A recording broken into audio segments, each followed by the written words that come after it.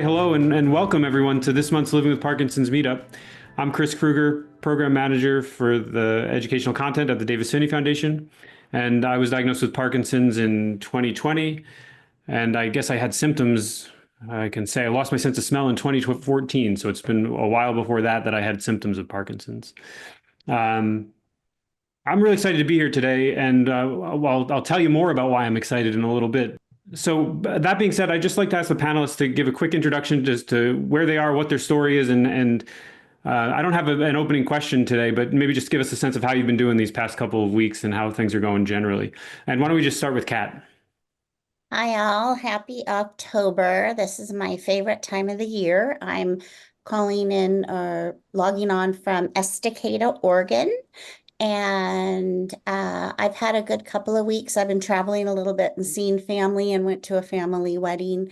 But I'm happy to be back in the Northwest. And let's see, I was diagnosed with Parkinson's in 2015, and I was in my 40s. I'm now not in my 40s. Anyway, it's nice to see everybody. And Doug, how about you go next? Hi, everyone. I'm Doug Reed, zooming in from Lafayette, Colorado, right outside of Boulder. I was diagnosed with Parkinson's in 2010 when I was 36. I had DBS almost 5 years ago, and it was life-changing for me. I'm doing a lot better.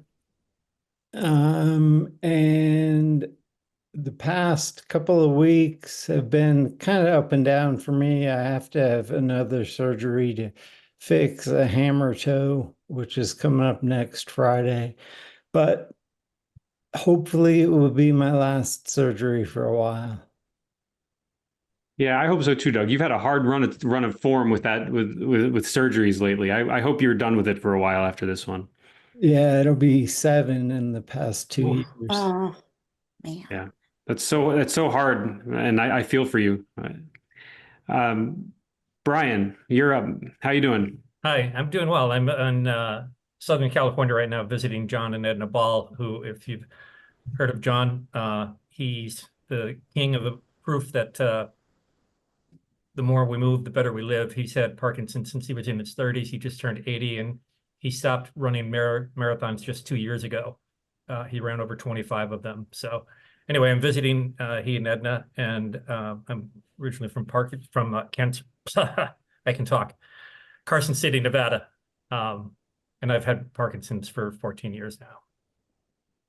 And that was my service dog, Charlie. Good old Charlie. I love it when Charlie makes an appearance on our calls.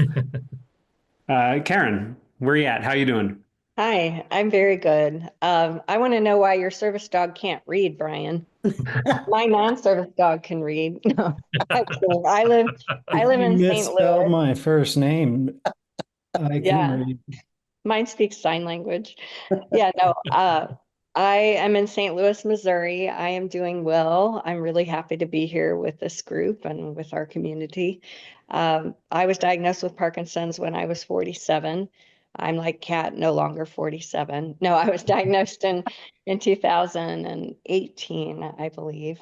I'm doing well. I just gave grand rounds at the Department of Neurology at WashU about the Davis Phinney Foundation right before this. So it was a good experience, and the doctors are learning about patients more. So that's important. Yeah, very important. Christy, you're up. Hi, I'm Christy Blanca. I live in Troy, New York. I'm originally from Connecticut. I was diagnosed when I was 40 with Parkinson's. I've had symptoms since probably 2005. That's when my REM sleep disorder began. And then I had motor symptoms since 2013, and they all just kind of came to a head when I had multiple ones. And then it took, as with many people, it took a long while before I was diagnosed because as a female and young, you know, you're too young for Parkinson's. You're too young, you're not the right sex. So it took a while, and now here I am, diagnosed, finally. And I had DBS in May. And so I'm still waiting for the life-changing effects, because I know what's gonna happen. When's your next programming appointment? November.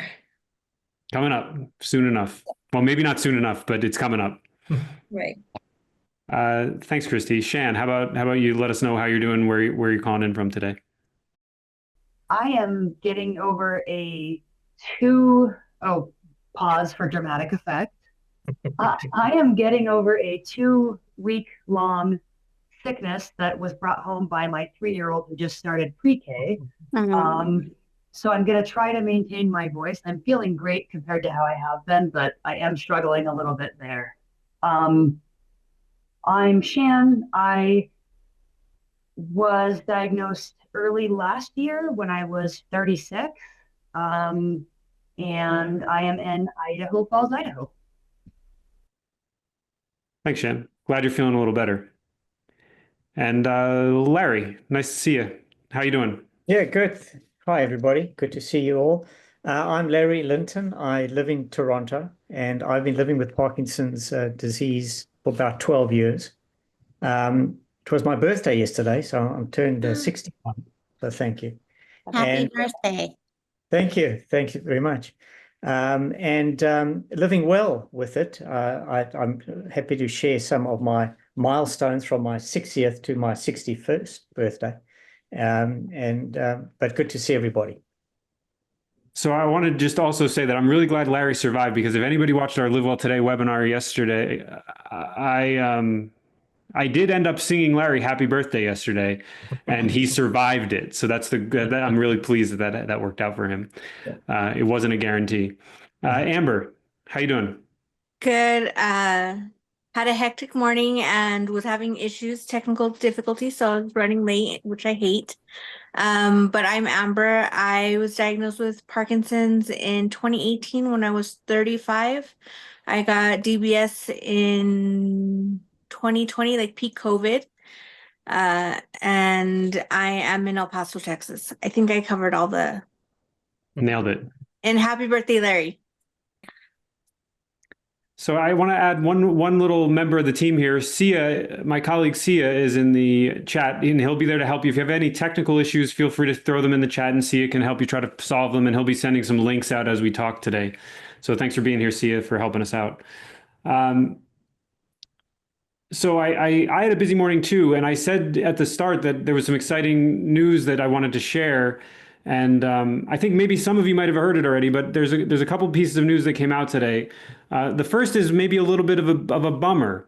The Exenatide phase 3 results, and I think Sia has a link to the notice that Cure Parkinson sent out about this that he can put in the chat. The Exenatide phase 3 trial results were not fully announced, but the top line was announced yesterday. And that trial did not meet its endpoint. So for those of you that have been tracking the progress of those GLP-1R agonists for Parkinson's, this trial failed to show neuroprotection for Parkinson's. So that's a piece of news that's noteworthy, and personally a bummer for me, because I was in one of the trials for a GLP-1R agonist, and I do think it had some impact on my experience of Parkinson's early in my time. But and in any case, I'm glad to know that the results are out and that we have more insight coming. The full results for that will be released in a journal article sometime soon. Yeah, Kat. And I'd love to just comment on how important it is. It's discouraging to hear that something isn't working, but it's still encouraging and moves us further down the journey of research. And those of you that follow it closely know that, we get invested and we all want the thing that's going to fix it and cure it. But the more we learn what doesn't work, the more we're going to learn what works. And so this is can be discouraging, but try not to be discouraged, because we are learning every day. We're still invested. Cure Parkinson's Trust is going to move forward. They're going to keep working. They're going to work on the next thing. So I don't mean to be Pollyanna about it, but having raised a kiddo with a chronic illness, we get invested. And I think we have to remember it's a journey, and we're in it for the long haul. So on that note, I'm going to let... As a scientist, can I just add something? As a scientist, if it was all worked all the time, it would be called search, not research. It does. Science is hard. Science really doesn't work very often. So it's really, really hard. So that any piece that we find out is better than nothing. right? Yeah, that's totally true. I mean, even the negative result, negative in the sense that it didn't show what we would most hope it to, is not a negative result for the advancement of our understanding of Parkinson's. Yeah. But I would also note, I feel like I'd be remiss, and see if you can throw the links in the chat to the recent videos we produced with Alberto Espe, that would maybe be useful here.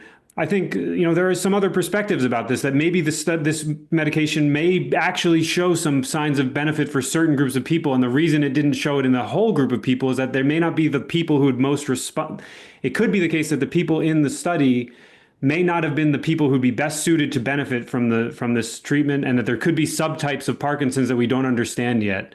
I think there are many researchers and clinicians who believe that.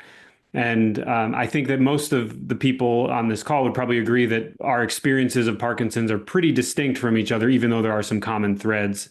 And I don't think that's pretty common knowledge about Parkinson's among the people that live with it. So the other news that I think we probably should talk about is much more positive. In fact, it's extremely positive in my opinion, and that's that this morning the AbbVie, the pharmaceutical company as AbbVie, released that the FDA has approved a continuous infusion levodopa system for Parkinson's. It's formally approved for treatment of motor fluctuations in advanced Parkinson's. And, this is great news for many reasons. And I think, among them, it will help with people who struggle with doses either wearing off or not hitting very well because of diet issues or constipation issues. It'll help with people who have swallowing challenges, so it's difficult for them to take an oral carbidopa levodopa. And there's many other reasons too why it might be useful. For me, I won't have to think about, if I take it, I might not have to think about whether I can go for my exercise, because is my dose going to hit at the right time? It may help me with that. There's a lot unknown about this, but I just think we should talk about it a little bit. So I'm just curious what the panelists think about this. Anybody have a perspective about this development of continuous infusion levodopa being approved? This is fantastic news. I was on a DBS support group Zoom meeting 2 nights ago with some Canadians, and they had a guest presenter, a lady from Calgary, who had been in the AbbVie trial for the US, and she was doing phenomenally. Everyone that I've met who's been involved in the trial is doing really, really well. Less dyskinesia. One thing I didn't realize, though, is that you can control the flow rate of the dose with the pump. And so there is a learning curve, if you will, of getting your dosage correct and figuring out when to increase the flow rate if you're exercising, for example. But it's a fantastic breakthrough. Yeah, Karen, go ahead. I think it's a game changer in the long run. I think right now it's going to be used for more advanced people, but insurance companies obviously are eventually going to approve it for broader use, I believe. And I think, we don't have a lot of, it's not a new drug per se because it's still levodopa, but delivering it in this way is huge. It's sort of like diabetes being managed with a insulin pump. It's just completely different, not having those peaks and troughs and having a more steady state. I think that makes a big difference for all of us. I think it could be a bridge to surgery down the road for a lot of people. So I have a lot of hope in it. And being formerly a nurse anesthetist, and I understand a fair amount about pharmacology, I think it's a big deal. So I want to just add a quick note, because some people may want to read a little bit about this. One of the reasons I was busy, like Amber described being busy when she introduced herself today, I was gathering a lot of information. I produced a blog post about this topic that Sia just put in the chat now. So if you wanted to read about this, forgive me, I bet you there you'll find a typo. If you find a typo, I'll give you a prize next time I see you. But I bet you there is one in there somewhere. I wanted to make sure that I provided some resources to everybody so you could read about this if you found that helpful. So check out that blog post. And Kat, please let us know what you think. Yeah, so for those of you that haven't heard about it, I think I'd like to take just a second. Is everybody okay with that, to explain what it is? So there, is a form of carbidopa that can be infused subcutaneously.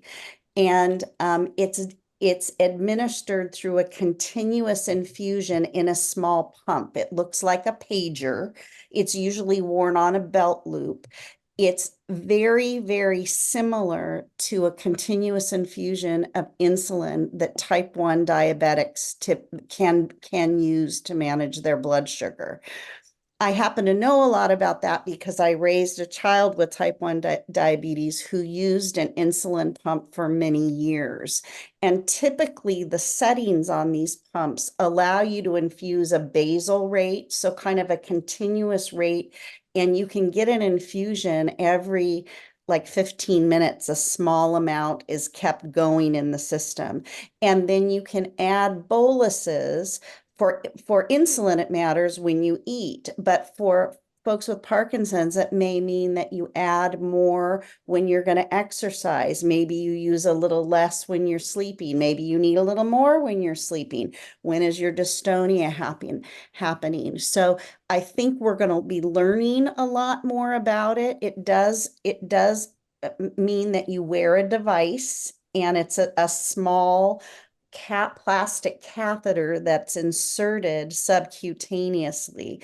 And that has to be changed out usually like every 3 days. So there's a learning curve. We're going to be learning more about it, but I agree. I think it's going to be a game changer. And I was really honored to be part of a focus group several years ago talking about whether this is something that we think we might use. And I think it's really exciting because the technology and the delivery system already exists.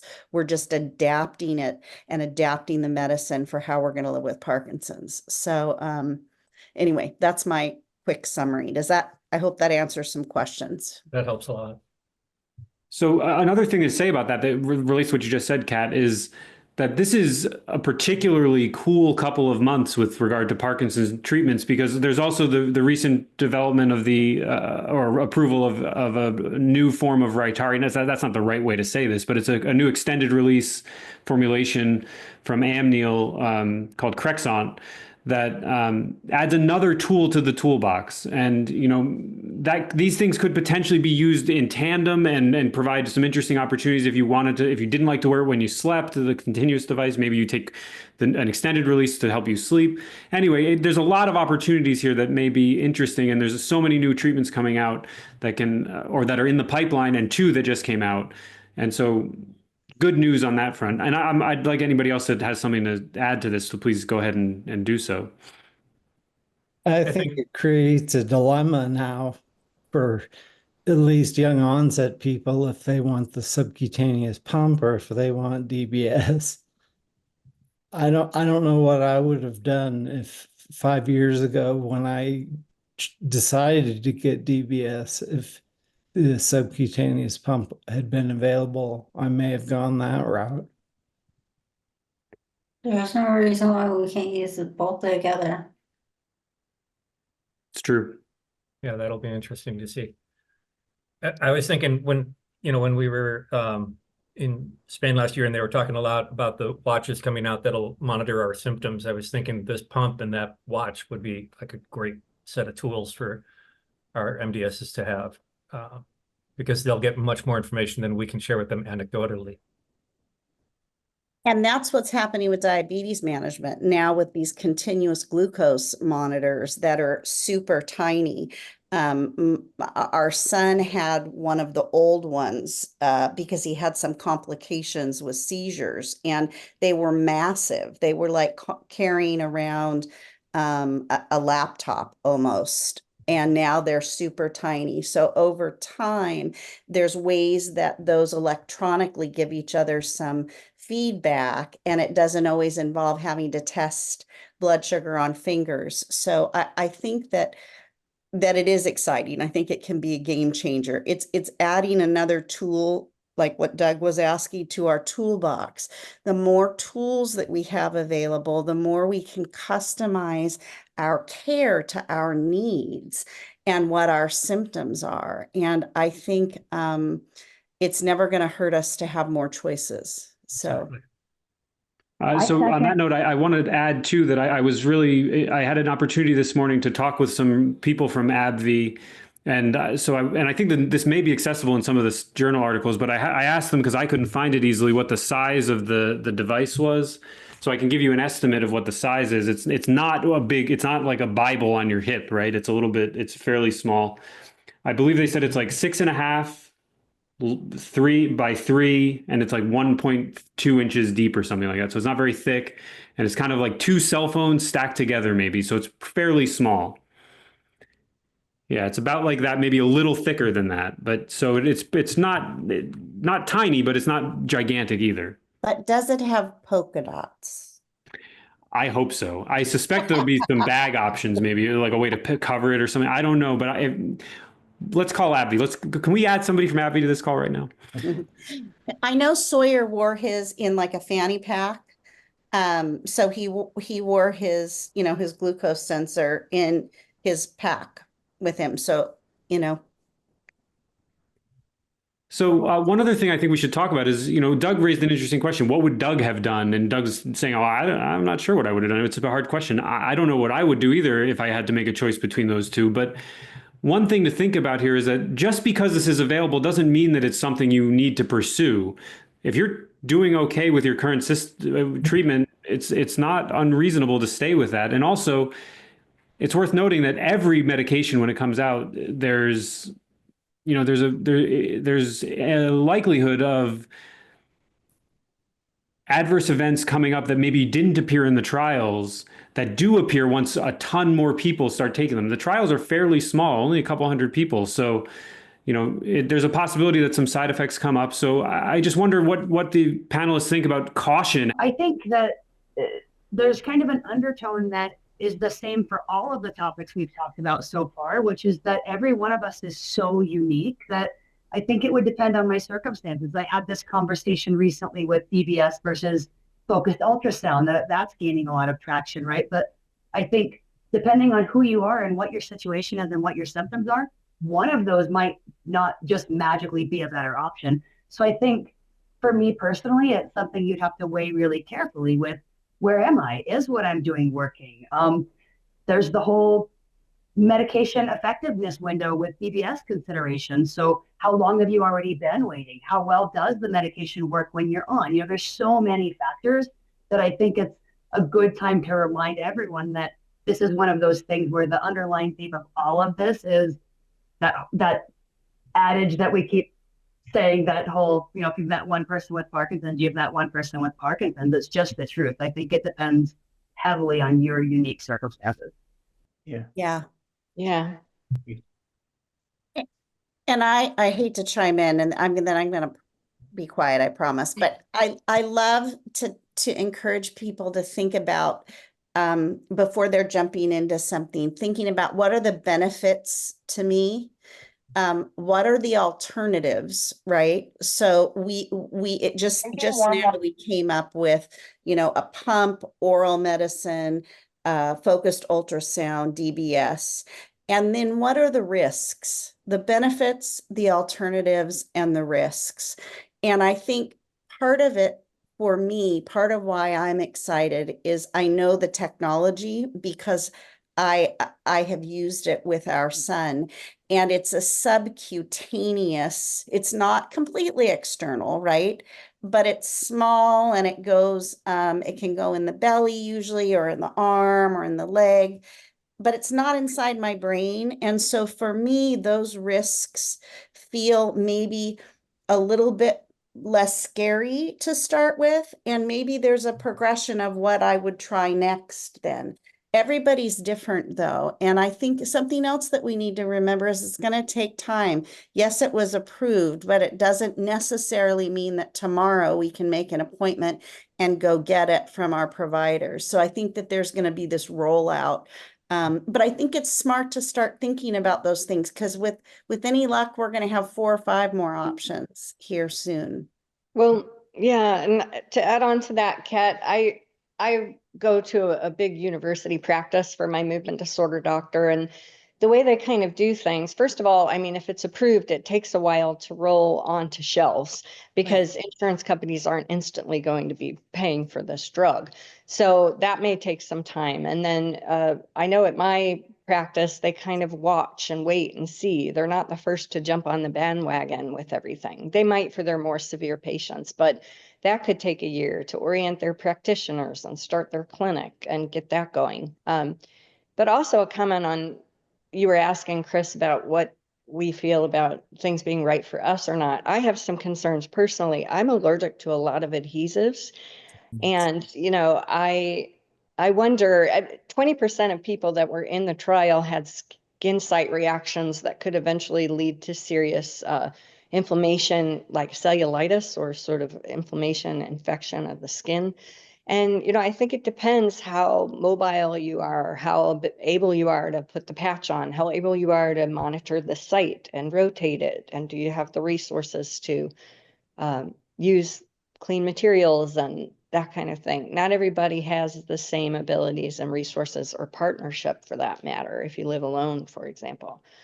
I know I can't use even surgical glue or a lot of patches, Band-Aids. So I wonder, I get kind of anxious, like, oh, am I not going to be able to have this wonderful, awesome thing that everybody's talking about? But it goes to each person's uniqueness, I think.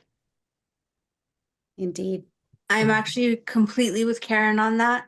Since I live alone and I would have to basically rely on teenagers to help me out with like changing out a catheter or patch, like that's just something that already made me internally panic. As we're DBS, the doctor did it and I'm done and going for programming, but there's not a lot I have to do on my end as far as like maintenance of it. Amber, I want you to breathe in through your nose and out through your mouth. It doesn't take much to make me internally panic, by the way. So, but I don't want to leave you worse than I found you, my friend. you could never, Kat. Yeah. Well, I think that the capture is, what would Doug do is something we should all ask ourselves, right? Yeah. What would Doug do? And then and then don't let Kat scare you. I think it's the other thing. Well, I think that's where I was coming from. I don't think that any of us like need our own unique medication, right? Like we need to make a medicine for everyone. It's more just exactly the circumstances, not only your symptoms and how they present, but also what your life circumstances are and what is actually right for you specifically. Yeah, that's right. What I wanted to say is that, you know, this is a great discussion, and we each showing that we're in control to a large extent about the decisions we're making, about the quality of life that we can lead. And I think this just gives us another tool, as has been said before, in our arsenal to enjoy and to use and utilize in our quality of life, to extend that as long as possible. I wouldn't want to give up my exercise regime because I know that it works. But if I could add on and maybe, you know, get an extra hour's sleep because I don't have to get onto my bike, I would do that too. But it's all about us being in control. And I think that's exciting to you know, be able to do. Well, and we've had the pump delivery system to the stomach for a while. Do you remember what that one is? Anybody? Duopa. Yeah. Ropa, So that's in the similar league, isn't it? Or is this completely More different? invasive, I think, than it's also even happy it's more invasive. Correct. It's a surgical, Duopa takes a surgery to implant into, I don't remember, small or large intestine. And this is a subcutaneous, but it would take training. And I think Amber makes a great point that you have to be comfortable with the idea of kind of using a needle and how to change things out, and even getting that whole system up and running for a clinic, like Karen said, would be difficult and it's going to take some time. It doesn't mean it's not doable, and it might not be an option, but it may not be an option for everybody, for sure. Yeah. You know, we just got a great question into the chat that came only to the hosts and panelists, and This is what the person asked. They said, do you think this might help with the anxiety, the pump that is? The person writes that they become anxious when they are low on their carbidopa levodopa and they know that it's almost time for their next dose. So, it does seem like that's a useful feature of this for me. Never go low, yeah. And if I know for me too, part of what makes me anxious is that I'm going to forget it, right? So I think of it, but and I don't want my watch to be the boss of me. We've already talked about that. My technology doesn't rule my life, but in that I have to be accountable to myself. And it might indeed, if I could program in my doses in my pump, one time and then tweak it and not have to think about it, that might indeed help anxiety. I mean, I'd love to think that at least. So that might be an advantage. Well, I think there's the subjective experience of anxiety, of I feel anxious, then an objective, meaning it's a true thing called wearing off anxiety as our levels fluctuate. And perhaps Excellent having a point. more steady state of the drug, you won't have as many fluctuations in on off, presumably. But I would be curious to see what patients' experiences are like with that. Yeah, Karen, good point. It depends on where the anxiety is coming from, right? Is it endogenous or exogenous? Yeah. Interesting. I feel kind of excited and a little more hopeful today than I did yesterday. I don't know about all y'all. We just heard about it literally before we went on the air. Karen heard about it though at her presentation. So this may be the place you hear it first, people. What's that news sound? Do, do, do, do, do, do, I do. know. Wait, no, that's a Halloween soundtrack, isn't it? Oh Yes, yeah. yes. It matches my earrings. Mine too. Very Those, good. my Very good. bat and ghost earrings. Schools.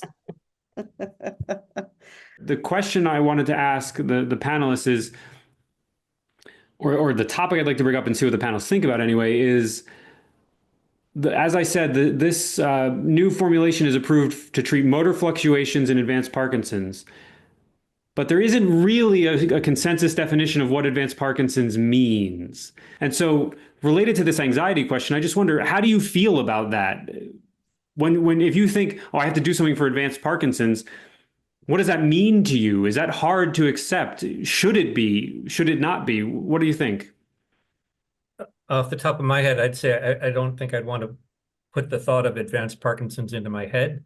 Just handling PD alone is good enough. I don't want to put something more on it. But and this kind of goes to what Kat talked about earlier. The problem I have is I'm constantly missing my medications because when my alarm rings, I'm usually into something and I'm afraid if I stop, I'm going to forget and I won't get it done. And it's too important, I think, at that moment. And next thing I know, I've gone through the 5 reminders and I've missed the dose. So the idea of this is much more exciting to me in that sense, if that answers your questions. I think for me, I hate the idea of someone being excluded who would benefit because they're not considered advanced by someone else's fairly subjective opinion. So that's maybe the more uncomfortable part for me. I don't really care what the doctor calls my Parkinson's, but I more care about that people would be excluded when they could use it. And I mean, get a bunch of people with apathy and put them in charge of taking medications 1 million times a day and expect them to not have fluctuations. Like it's kind of unfair. And so if you should benefit, if you could benefit, you should be able to use it, in my opinion. Yeah, I think that, the definition of Parkinson's is enough: chronic, progressive, and incurable. I think we're all on this journey, be it start, advanced. I think we don't have to use the word advanced, and I think we experience it differently. I like wiser Parkinson. I don't know. I also, it's sort of like, I don't want to be put in a box. And I think that if we put ourselves in a box, we start living in a box and we start boxing ourselves in. And I think that's Right. that's dangerous on any level, I think. So I like choice, and I like trying hard to get up and make the best choices for me in that day, regardless of how many years I've had Parkinson's or had symptoms, or however long, my wrinkles and deep my wrinkles are, or how many new gray hairs I have, right? So it's a challenge that we live with, and I think more tools are helpful. But I agree with Shan also that I would hate to have it be exclusionary. My hope would be for it that we learn more about it, we let it roll out, we see what happens, how we do with adhesives, because I think that's a real issue. Karen, I think how people with Parkinson's mechanically do, trying to use the tools, and we learn from it. And I pray that we have a world that will continue to do that, I think we also have to consider this definition of advanced Parkinson's this might be an insurance call. Who's going to foot the bill for this very expensive drug? And I think to allow everybody to have it is impractical financially. I don't like that. I agree with all of you, what you say, how you perceive yourself or think about yourself with Parkinson's. I know I had a lot of nausea and vomiting. I would have enjoyed having access to a drug that was delivered not through my GI tract at all. Right. To think that I might be denied that or have to prove to an insurance company that I'm worthy of that medication gives me anxiety in and of itself. But we deal with this with all kinds of medications, even Rytari, for example, you have to prove you need it. I don't like that, but it's a true reality of the system we live in. Well, in the end, in the long run, I mean, it's up to our MDS, for those of us who have an MDS, movement disorder specialists, because they're the ones who are going to be most aware of the studies and the science behind it, and they're going to be the best advocates to the insurance companies if there's some balking added or whatnot. So it's a ride we have to take with them at the helm. I think maybe this is where, not to get on a weird soapbox, but this is where I start to struggle with any chronic illness. I've come to realize it's not just Parkinson's. I think it's just chronic illness. But when you have a chronic illness, so much depends on these black and white checkbox prove you need this, but so much of it is so much more nuanced than that. So if anyone knows like who I have to start conversating with to change that, let me know and I'll get on it. But I was just talking to someone the other day, and this applies even to what if we become unable to work, but like you see me on this call and I look fantastic, but really I'm struggling 80% of every day. You can't work a real job struggling 80% of every day and not knowing if you're going to be able to go to work. Yeah. But disability checklists are check, because all insurances, all that, like Karen said, the system is broken. So if anyone knows who I can petition to make the system a little bit more nuanced for chronic illness, you let me know and I'll take up that fight. But that's a hard one. It's a rough part of this. Call my insurance company, please, because that really makes me angry when I get letters from them saying that someone's approving me for something. Great, that's awesome. Because why is this person who doesn't know me approving me to get this drug? They don't know me. And you often have to fail on paper other approved therapies before you can get approved. My air quotes are very messy because I've had a lot of Botox. I had taken Tacopone before I got Picapone. But right, so anyway, I don't know if anybody can follow me today. I can barely. I get you 100%. I just had a whole bunch of injections of Botox in my feet. Yeah. So because it helps with the cramping. So it's not you're trying to make your fingers more sexy. You're trying to handle the cramping. I always say if this webinar stuff doesn't work out, I'll be a Parkinson's hand model. I guess to wrap this up, this fluctuations and advanced Parkinson's part of this conversation up, and I would say that if I was going to be in this, if my doctor said to me, "You have advanced Parkinson's, so you should try this thing," and then I read that it was about motor fluctuations. I would try to lean on the motor fluctuations part and say, "This is the experience I'm having, and I don't care what the definition is." And in the sense of what that means about my status or my stage of Parkinson's, I care about the experience, and that points to the question or the comment that was made in the chat that I'll read it.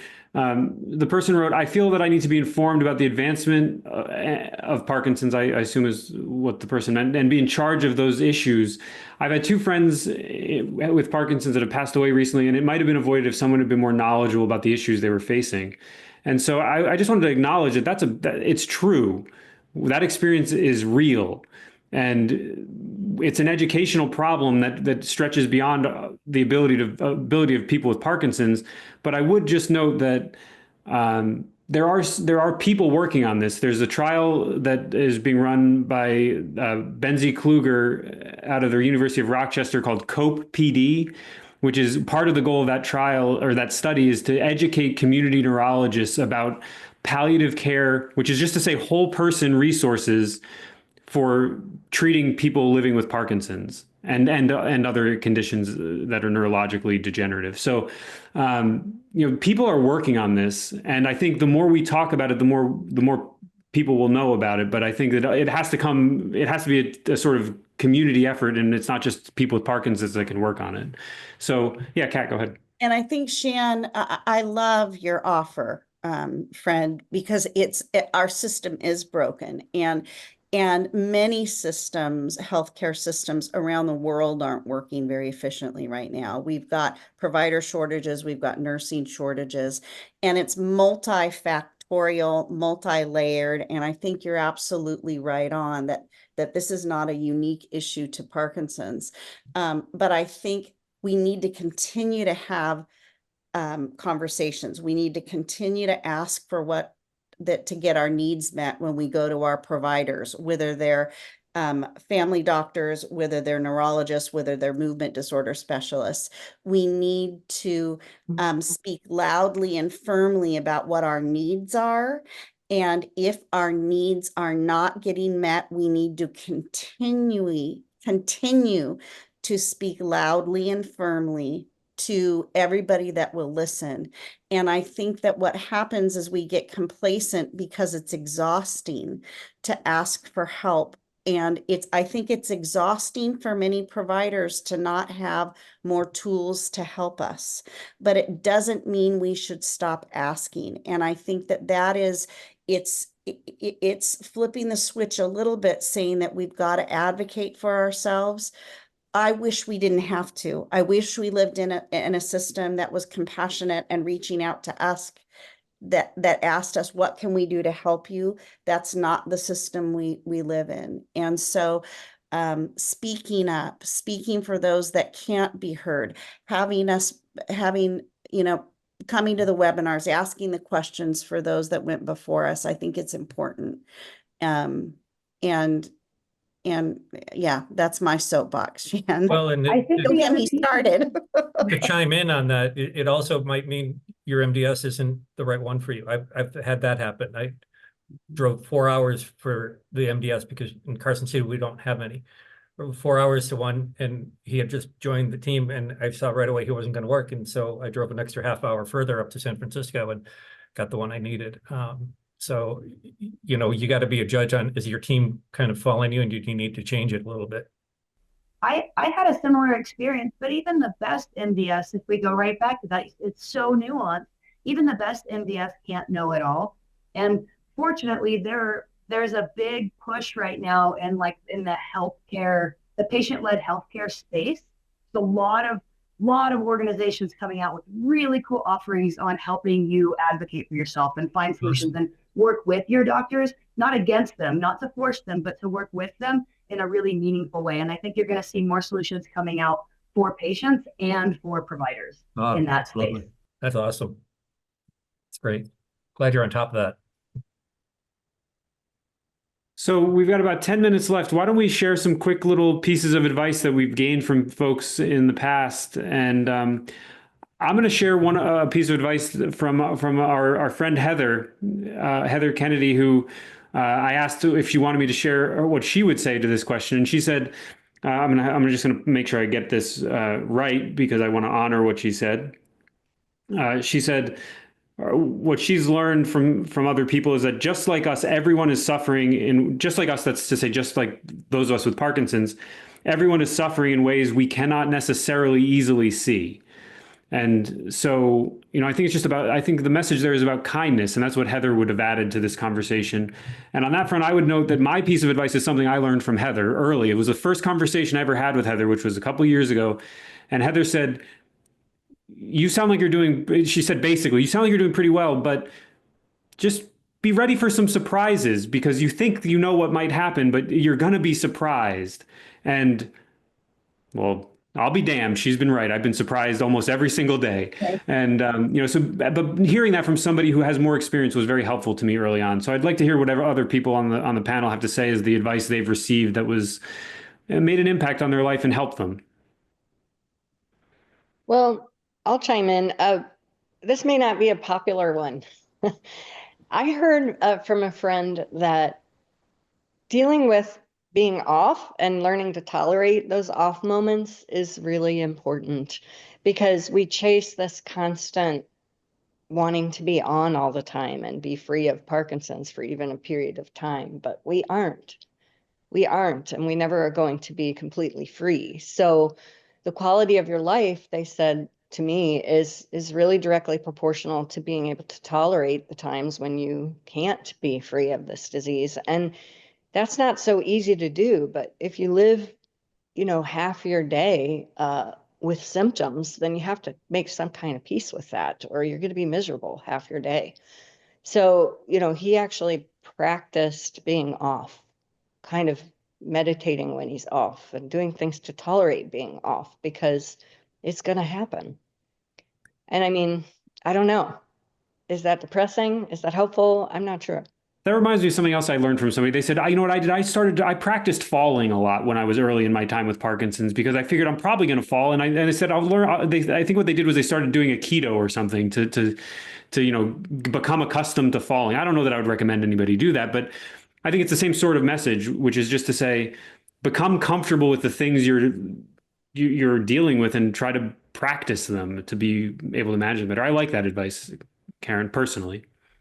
Mine is actually very similar, Karen, and I love it. And it's really just that I need to meet myself where I'm at in any moment. And I early on after my diagnosis, I watched the most recent Michael J. Fox documentary, and he's like broken a billion bones. And I am like him. I always run. Everywhere I went, people said, "Oh, I can hear you coming on I can hear you coming and I know it's you." And so the first thing I was like, "Oh my gosh, I'm going to break every bone in my body if I don't learn to slow down." But then slowing down was so frustrating because I still wanted to move at a pace I thought I should move at. And being able to just stop and be like, okay, well, there's no should. I just am where I am right in this moment. So let's just live there and be okay with it versus panicking or wanting it to be different. So that really, like, this is where you are. So just meet yourself there instead of being frustrated about it has been super impactful for me. And I also have done some practicing of being off in the same way. I just got some very sage advice at a family wedding that I went to. A 91-year-old man and I were both looking at a staircase going down from the wedding where his granddaughter just got married, my niece. And I looked at John and said, John, what are your thoughts on any sage advice to share with me about making it to 91? And he smiled and he looked up and he said, use the handrails. Now, that's a really practical piece, but it sort of speaks to an awful lot, right? Slowing down, being in the moment, living with your disease, practicing the off moments. And I loved it. And I thought, wow, that's practical. And I sort of needed that because he and I were meeting up at every handrail throughout the day. And anyway, food for thought. I practice that when I go bowling. I always use the bumpers. Me too, Chris. Ask for bumpers. Well, Bubble wrap. I was telling, sorry. go ahead. I was telling Chris that I don't feel like I've been offered advice except for unsolicited medical advice, which I get tons of. But I think one of the things that I've heard that has helped me is Michael J. Fox talking about vanity going out the window. And I think that really helped me cope with the DBS and the scarring and the weight gain and everything that comes along with it. Like vanity is the least of my concerns. So I feel like that's helped me through a lot. Yeah, I was riding my bike over the summer, completing 500-kilometer ride, and I had a fear going into the ride on riding on gravel, and I used to slow down. And on this ride, I was riding along. I was lost at the back of the pack, and another teammate was behind me, and she said, "Larry, you're going very slow." I said, "Yes, I got this fear of gravel." She said, "Can I give you some advice?" I said, "Sure." So I'm obviously she's behind me, so I'm just hearing the voice. Her voice said, "Keep to your lane, go fast, and be confident." And I've kept that thought in my head every day since that, because I'm equating that and internalizing that in my life with Parkinson's. Keep to your lane is that we all experience it, Parkinson's in our own lane, but there's community in numbers. Go fast, well, that was on gravel. And to a certain extent, we are putting our feet in front of each other, and we are going fast. And we talked about it today, the advanced progressive nature of this. But confidence, I think, is also very important. And that is, we've got to be in control of our lives and our destiny to the extent that we can. So I learned that something new, and I've internalized that since that ride.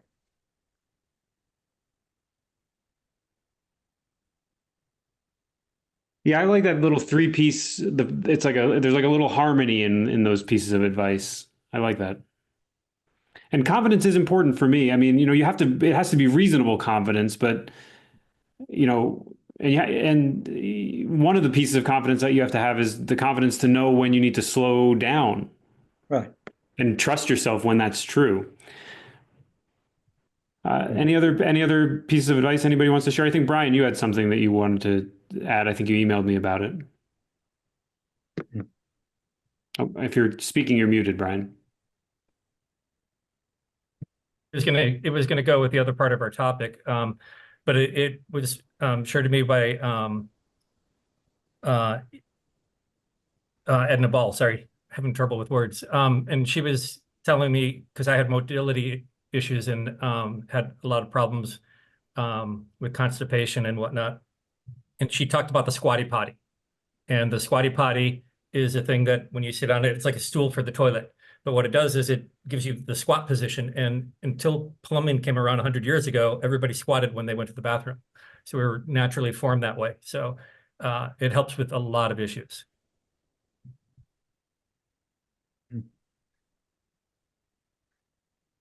All right. Well, we're approaching the end of the time. If anybody else has anything that they wanted to share as far as advice that they've received, I'd love to hear it. And if not, we'll wrap up. But feel free to chime in if anybody has anything else they want to add. Exercise, exercise, exercise.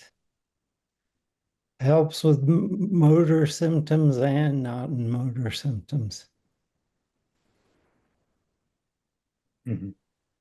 My dad at the dentist would say, you only floss the teeth you want to keep. And maybe in Parkinson's, only keep moving the muscles you want to keep. Yeah. And floss. Well, I think that's delightful advice from the dentist, and we'll end it there. And I'll just say thanks to everybody for joining us. Thank you to the panelists for being here today.